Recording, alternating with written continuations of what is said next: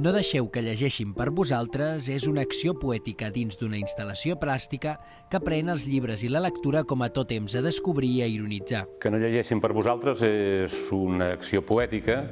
que pretén fer una reflexió al voltant de la cultura.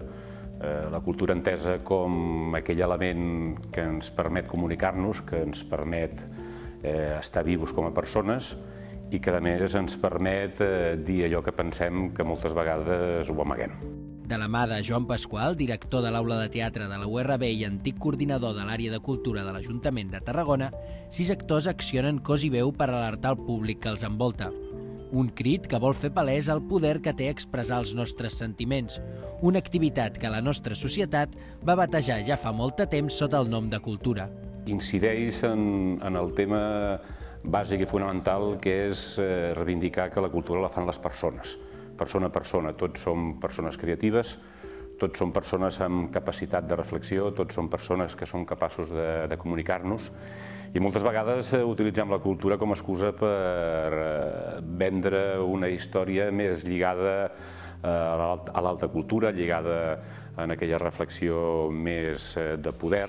i el poder el tenim tots i moltes vegades no som conscients d'aquest poder real que tenim quan som capaços d'explicar els sentiments, d'explicar les coses que ens passen i per tant no hem de tenir por a explicar-ho tot. El control que des de les administracions s'intenta fer de la cultura passa en aquest espectacle pel sedàs Sàlata i es converteix en una transgressió dels cànons escènics que la cultura occidental arrastra des de fa més de mig mil·lenni. La cultura és incontrolable perquè està en les nostres mans i és una reflexió sempre individual. El que sí es produeix moltes vegades és que aquells canals de difusió o aquells canals o aquelles portes o aquelles finestres obertes que la gent pugui mostrar el que és, moltes vegades l'administració o les administracions en general són reàcies a fer-ho d'una manera oberta i sempre hi ha un intent, moltes vegades, jo diria que fins i tot no conscient, de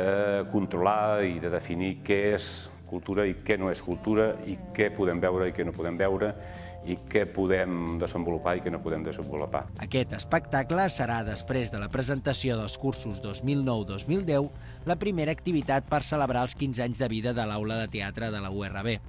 El seguiran més representacions teatrals i un cicle de conferències a càrrec d'especialistes dins de les arts escèniques.